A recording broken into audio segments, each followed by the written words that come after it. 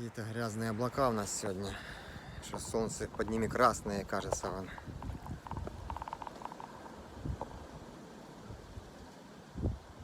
Такие грязные облака.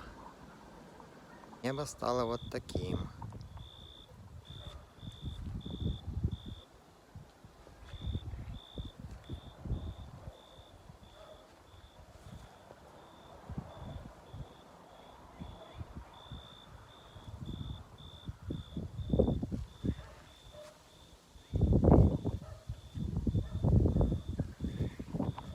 Интересно, будет дождь или не будет?